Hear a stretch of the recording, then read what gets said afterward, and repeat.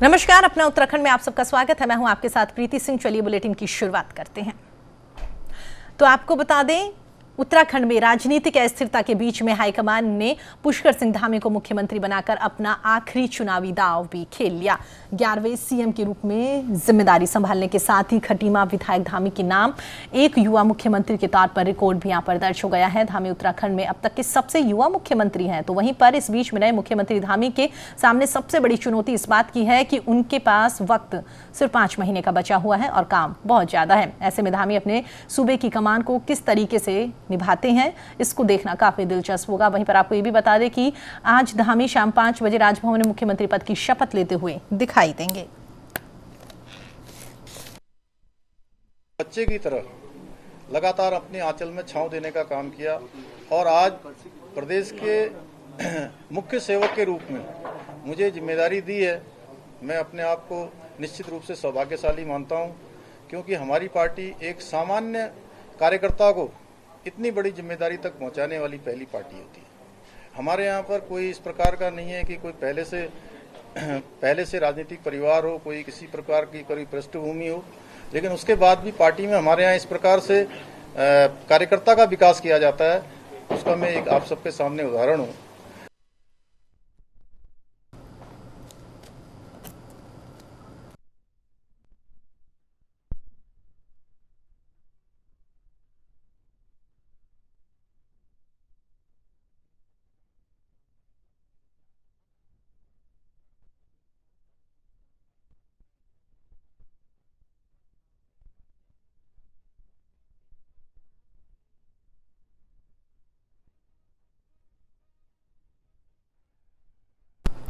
चलिए आगे बढ़ते। तो आपको बता दें, 5 बजे पुष्कर सिंह धामी सीएम पद की शपथ लेते हुए नजर आएंगे। उसको लेकर लगातार तैयारियां चलती हुई नजर आ रही है। इसी मुद्दे पर बातचीत करने के लिए तमाम मेहमान भी हमारे साथ जुड़ेंगे। फिलहाल हम आपको बता दें, हमारे सहयोगी विशाल हमारे साथ जुड़ गए हैं।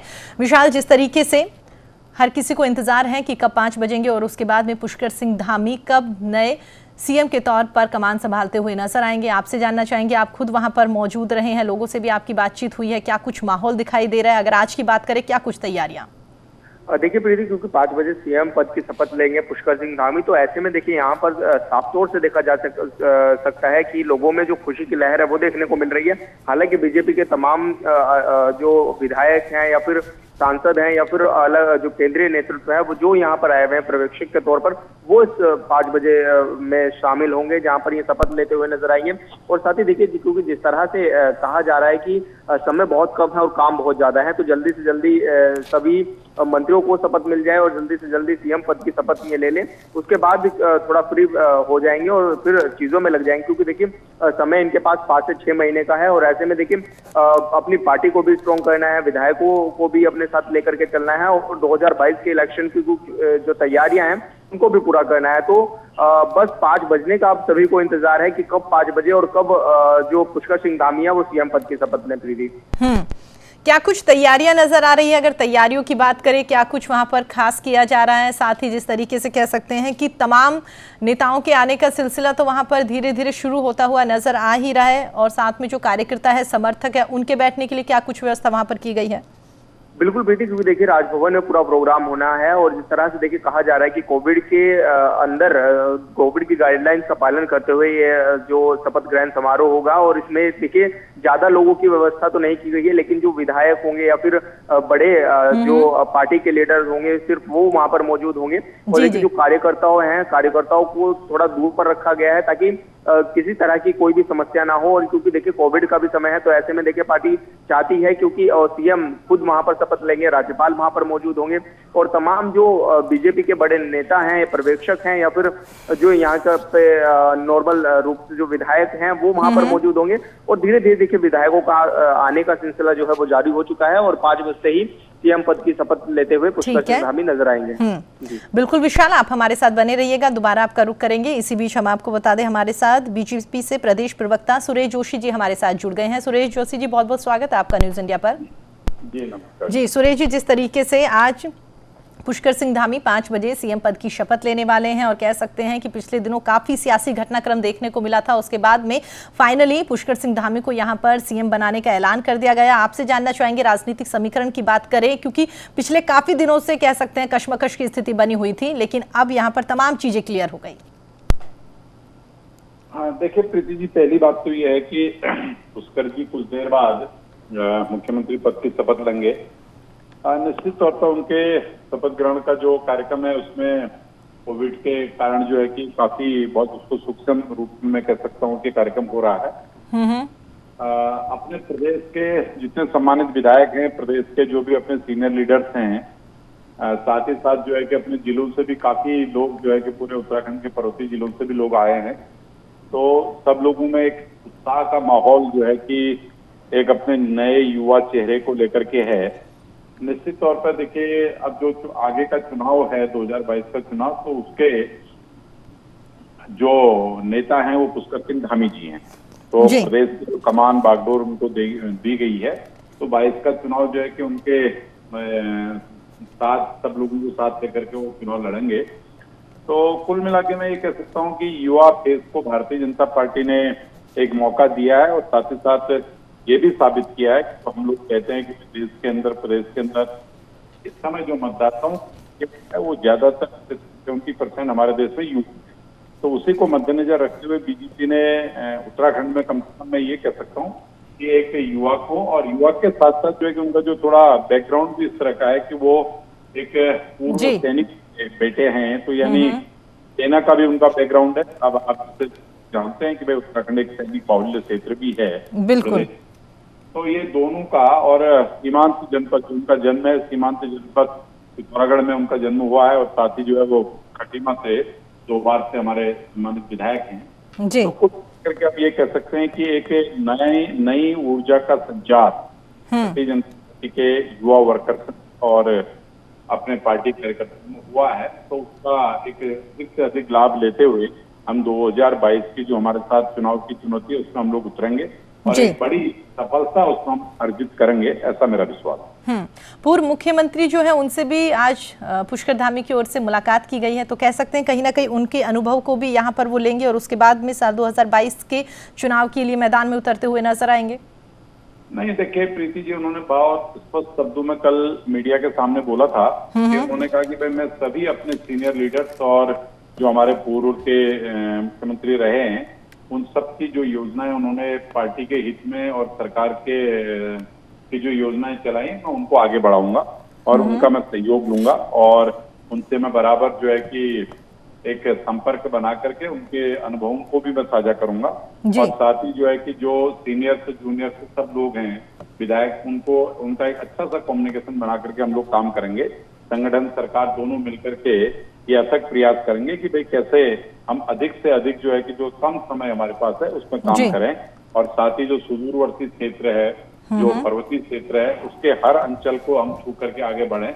ये उन्होंने खुद ही बोला है कल। एक ही कार्यकाल में 3 मुख्यमंत्रियों का जिस तरीके से चयन किया गया है उसके बाद से कहीं ना कहीं कह सकते हैं तमाम विपक्षी पार्टियां जो हैं उन्हें यहाँ पर मौका मिल गया है बोलने के लिए। वो कह रहे हैं इससे बीजेपी की छवि भी खराब होगी और कहीं ना कहीं आगामी विधानसभा चुनाव में भी इसका खामियाजा बीजेपी को भुगतना पड़ सकता है। सुरेश जोशी जी, देखिए पहली बात तो ये है कि हम लोग एक कार्यक्रम को लेकर के 2017 में जो है कि चुनाव में गए थे और भारतीय जनता पार्टी एक cadre based ideology based party है और हमारे लिए जो है कि सबसे पहला जो है वो प्रदेश है, फर्स्ट स्टेट हम कहेंगे। अभी आप बात कर रहे हैं वैसे हम फर्स्ट नेशन बोलते हैं जी। तो इस राज्य के अंदर जो 4.5 वर्षों से हमारी सरकार चल रही है, बाकी का जो कालखंड है वो तो मान करके हम 5 साल का कार्यकाल जब पूरा करके जाएंगे तो हम लोगों ने जो प्रोमिसेज किए थे, पार्टी ने जो प्रोमिसेज किए थे, उस प्रोमिसेज के आधार पर, उन उपलब्धियों के आधार पर हम जनता के बीच में जाके उनको बतलाएंगे कि आपके जनपद में, आपके स्टेट में, आपके ब्लॉक में, आपके गांव में ये काम हम लोगों ने किया है और उसके आधार पर हम लोग वोट मांगेंगे।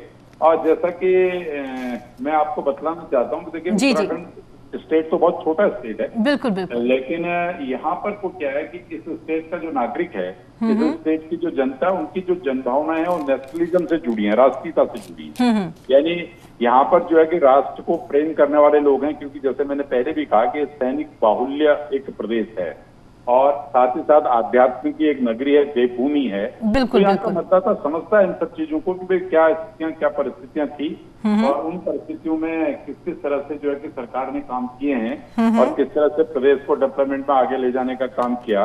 कुछ ऐसे विषय थे उत्तराखंड के, जैसे मैं कह सकता हूँ कि श्रीनगर से लेकर के कर्णप्रयाग हमारा रेल का मार्ग जो हमने प्रारंभ किया, हमने पर्वतीय क्षेत्रों में जो सड़कों का चौड़ीकरण 12 मीटर 14 मीटर की सड़कें करना शुरू किया। इधर शिक्षा में हम उन लोगों ने देखिए सुरेश जी, जिस तरीके से आप बता रहे हैं कि वाकई क्या कुछ काम यहाँ पर भारतीय जनता पार्टी की ओर से पिछले 4.5 साल में किए गए हैं, उससे इनकार नहीं कर सकते। आम जन जो है उसने भी खुद इस बात का एहसास है कि वाकई सरकार चेंज होने के बाद कितने कामकाज भारतीय जनता पार्टी के नेताओं की ओर से यहाँ पर किए गए हैं। लेकिन जिस तरीके से कहा जा रहा है कि एक ही साल में 3 मुख्यमंत्रियों का इस तरीके से चयन कर देना और उसके बाद में फिर अब कम वक्त बचा हुआ है, कहीं ना कहीं कह सकते हैं मुश्किल से 5-6 महीने बचे हुए हैं। 5-6 महीने में एक बार फिर से जो इमेज यहाँ पर कुछ हद तक तो कह सकते हैं कि खराब हुई है, लोगों के दिमाग में ये आया है कि एक मुख्यमंत्री पूरे 5 साल यहाँ पर नहीं चल पाया और दोबारा आप लोग सरकार बनाने की बातें कह रहे हैं, तो कहीं ना कहीं कह सकते हैं काफी चुनौतियां यहाँ पर रहेगी धामी जी के सामने। देखिए ऐसा है कि जहाँ तक देखिए चुनौती का विषय है, क्योंकि धामी जी भारतीय जनता पार्टी के कार्यकर्ता हैं। भारतीय जनता पार्टी के कार्यकर्ता होने के नाते उनको नेतृत्व करने का अवसर प्राप्त हुआ है, इसलिए अभी तक भी भारतीय जनता पार्टी की सरकार थी। ऐसा नहीं कि कोई न्यूली गवर्नमेंट बन रही है। ये बात जरूर है कि भाई जो चेयर है वो ट्रांसफर हो रही है, तो ये निश्चित है। लेकिन मुझे लगता है कि जिस तरह से संगठनात्मक सिस्टम पे और पूरे प्रदेश की टोपोग्राफी को वो समझते हैं, बहुत कठिन नहीं होगा। लेकिन ये बात तो निश्चित है कि मनुष्य के जीवन में चुनौतियां तो रहती हैं, एक से बाद एक चुनौती आती है। क्योंकि अभी कोविड से हम लोग थोड़ा ढीले हुए हैं। मैं नहीं कह सकता कि कोविड समाप्त हुआ है और हमारा जो प्रदेश है एक तरह से आपदा से भी प्रभावित होने वाला प्रदेश है। अभी बारिश शुरू नहीं हुई है, वो भी दिक्कत आएगी। तो कई इस तरह के जो समस्याओं डे टू डे की आएंगी, लेकिन उन सारी चुनौतियों का सामना करने के लिए हम सब लोग एकजुट होकर के, मैं जैसे कहता हूं कि सामूहिकता में एकता, सब लोग सामूहिक बैठ करके सामूहिक चर्चा करके उसे रिस्पॉन्सिबिलिटी को बिल्कुल सुरेश जी, जिस तरीके से आपने बताया कि तमाम लोग एक साथ इकट्ठा होकर सामूहिक रूप से यहाँ पर अगर कोई भी चुनौतियां यहाँ पर धामी जी के सामने आती है तो उनका समर्थन, उनका निपटारा करते हुए नजर आएंगे और कहीं ना कहीं कह सकते हैं कि आगामी विधानसभा चुनाव में पूरी पार्टी एक साथ मिलकर आगे बढ़ेगी। लेकिन जिस तरीके से नाम क्लियर होने से पहले जो सुगबुगाहट चल रही थी, तमाम बड़े नेताओं के नाम लगातार यहाँ पर निकलकर सामने आ रहे थे कि ये जो नाम है इनमें से कोई भी सीएम बन सकता है, लेकिन इन सबसे विपरीत फैसला यहाँ पर आला कमान की ओर से लिया गया। उसके बाद में खबरें सामने आ रही है कि कुछ विधायक या उनके समर्थक कार्यकर्ता, उनमें नाराजगी देखने को मिली है। तो आप कैसे सामूहिक तौर से साथ मिलकर चुनाव लड़ सकते हैं जब नाराजगी अभी से दिखाई दे रही है? देखिए पहले तो प्रीति जी मैं आपको ये बहुत थोड़ा क्लियर कर दूं कि देखो हम लोग एक कैडर बेस्ड पार्टी के लोग हैं और एक अनुशासित पार्टी के लोग हैं, एक आइडियोलॉजी बेस्ड पार्टी के लोग हैं। जी जी। तो हमारा जो कार्यकर्ता है वो आइडियोलॉजी के साथ खड़ा रहता है। हमारा कार्यकर्ता जो है कि अपना जो हमारा चुनाव चिन्ह कमल है उसके साथ खड़ा रहता है। हमारा जो नेतृत्व है देश का वो बहुत मजबूत नेतृत्व हमारा है। तो इसलिए जो इस तरह की पहली बात तो जो कि जो खबरें आ रही हैं, देखो जिन लोगों पे लोग चर्चा कर रहे हैं, मेरी भी उनसे भाई काफी निकटता है, काफी बातचीत मेरी होती रहती है। अभी 1 घंटे के अंदर भी मेरी 4-5 बड़े नेताओं से बात हुई थी। तो इसलिए मुझे नहीं लगता किसी के मन में कोई नाराजगी है या किसी कार्यकर्ता के मन में कोई नाराजगी है। हाँ, ये विषय जरूर है कि भाई जब मुख्यमंत्री जी को बदलने की बात आई थी तो उस समय कई लोग दौड़ पे थे, कोई सिंगल नाम तो था नहीं धामी जी का। तो वो जो लोग बनना चाहते थे वो नहीं बन पाए, तो थोड़ी देर के लिए उनके मन में भी एक कसक इस बात की जरूर रही होगी कि भाई हम लोग भी चाहते थे कि प्रदेश का नेतृत्व करें, लेकिन नहीं हो पाया। लेकिन जब मैंने कहा ना सामूहिकता में एकता की मैंने बात की, आइडियोलॉजी की मैंने बात की, तो सब लोग मिलजुल करके हम लोग काम करेंगे और आगे बढ़ेंगे। ठीक है, चलिए सुरेश जी, हमारे साथ बातचीत करने के लिए, अपना कीमती टाइम निकालने के लिए आपका बहुत बहुत धन्यवाद। चलिए आगे बढ़ते हैं। तो आपको बता दें, पुष्कर धामी के करीबी कैलाश मनराल जी हमारे साथ जुड़ गए हैं। कैलाश जी, बहुत बहुत स्वागत है आपका न्यूज इंडिया पर। जी नमस्कार जी। जी कैलाश जी, जिस तरीके से आपके दोस्त हैं पुष्कर धामी जी और उन्हें सीएम पद की कह सकते हैं उनके नाम का ऐलान किया गया, आज 5 बजे वो सीएम पद की शपथ ले लेंगे, पूरे उत्तराखंड की कह सकते हैं कमान संभालते हुए नजर आएंगे, कैसा महसूस कर रहे हैं आप? पूरे उत्तराखंड के अंदर में खुशी का माहौल है कुमाऊं के अंदर में, गढ़वाल के अंदर में, क्योंकि माननीय पुष्कर सिंह धामी जी जब उत्तराखंड के अंदर में भारतीय जनता पार्टी के प्रदेश युवा मोर्चा के अध्यक्ष बने थे, तो उनके द्वारा पूरे प्रदेश के अंदर में जी युवाओं को जोड़ने का बहुत बड़ा काम किया था। और उसका परिणाम यह है कि आज युवा वर्ग के चेहरे खिले हुए हैं और माननीय शीर्ष नेतृत्व को सभी लोग धन्यवाद दे रहे हैं, आभार व्यक्त कर रहे हैं कि एक इस पूरे उत्तराखंड के अंदर में युवा को जो कमान सौंपी है, निश्चित तौर पर ये माननीय पुष्कर सिंह धामी जी ये साबित करके देंगे कि उनको जो कमान सौंपी गई है वास्तव में वो उस पर पूरी तरह से खरे उतरेंगे। कैलाश जी, जिस तरीके से आपने बताया कि वाकई युवाओं के लिए काफी काम यहाँ पर पुष्कर सिंह धामी की ओर से किए गए हैं और शायद एक यही वजह रही कि आला कमान की ओर से उनके नाम का ऐलान किया गया। क्या लगता है आपको, वाकई ही युवा जो है वो आने वाले विधानसभा चुनाव में भी यहाँ पर बीजेपी का साथ देते हुए नजर आएंगे? क्योंकि जिस तरीके से आपने बताया कि तमाम युवा जो है प्रदेश के वो उन्हें काफी मानते हैं, युवाओं के लिए उनकी ओर से काम किया गया, तो कह सकते हैं इन सबका फायदा चुनाव में मिलता हुआ भी दिखाई देगा? बिल्कुल बिल्कुल, इसका पूरा चुनाव में पूरा फायदा मिलेगा और जो हमारे इस पार्टी से जुड़े हुए बुजुर्ग हैं उनका आशीर्वाद प्राप्त होगा। तो निश्चित तौर पर हमारा जो आने वाला चुनाव रहेगा उसमें भारतीय जनता पार्टी अपना फिर से परचम लहराएगी। जी चलिए कैलाश जी, हमारे साथ बातचीत करने के लिए, अपना कीमती टाइम निकालने के लिए आपका बहुत बहुत धन्यवाद। चलिए आगे बढ़ते हैं तो आपको बता दें बीजेपी नगर अध्यक्ष सतीश गोयल जी हमारे साथ जुड़ गए हैं जो खटीमा से हैं। सतीश जी, बहुत बहुत स्वागत है आपका न्यूज इंडिया पर। धन्यवाद मैडम। जी सतीश जी, जिस तरीके से कह सकते हैं कि आपके ही क्षेत्र के विधायक को सीएम की कमान यहां पर दी गई है, 5 बजे वो शपथ लेंगे, क्या कुछ उम्मीदें हैं आपको? हमें युवा चेहरा जो भारतीय जनता पार्टी ने दिया है माननीय पुष्कर सिंह धामी जी के रूप में, और ये भारतीय जनता पार्टी ने 6 महीने नहीं 15 साल की पारी खेलने के लिए दिया है। ये अब उत्तराखंड में 15 साल तक ये सरकार जाने वाली नहीं है। भारतीय जनता पार्टी की सरकार 15 साल तक ये राज करेगी उत्तराखंड के अंदर, इसलिए माननीय पुष्कर सिंह धामी के ऊपर पूरा विश्वास किया गया है जी। और खटीमा शहीदों की स्थल रही है और शहीदों को एक नमन किया गया जी। देखिए सतीश जी, जिस तरीके से तमाम लोगों से बातचीत कर रहे हैं, हर कोई यही कह रहा है कि पुष्कर सिंह धामी काफ़ी युवा नेता है, युवाओं के लिए काफ़ी काम उनकी ओर से किया गया है। आसपास के एरिया की बात करें, खटीमा की ही बात करें तो वहां पर भी तमाम कामकाज उनकी ओर से कराए गए हैं। लेकिन उसके अलावा भी कुछ ऐसी आपकी उम्मीदें अब ज़्यादा यहाँ पर हो गई हो कि अपने ही क्षेत्र का कोई सीएम बन गया, तो क्या कुछ चेंजेस एरिया में दिखाई दे सकते हैं? क्या कुछ उम्मीदें हैं? कौन कौन से ऐसे काम है जो आप चाहते हैं कि जल्द से जल्द अपने यहाँ खटीमा में हो जाए? खटीमा क्षेत्र में तो वैसे तो माननीय विधायक जी के द्वारा तमाम काम किए गए हैं, चाहे शिक्षा के क्षेत्र में हो, चाहे खेल के क्षेत्र में हो, चाहे चिकित्सा के क्षेत्र में हो। पर अभी कुछ जो एक शहर में सीवर लाइन नहीं है जी, उसका काफी समय से मांग है, एक सीवर लाइन होनी चाहिए। एक खटीमा में सुंदर सा पार्क होना चाहिए जी, इसमें हमारे बुजुर्ग अपने में टहलें, अपने स्वास्थ्य का ध्यान रखें। बिल्कुल, चीजों की काफी जरूरत है।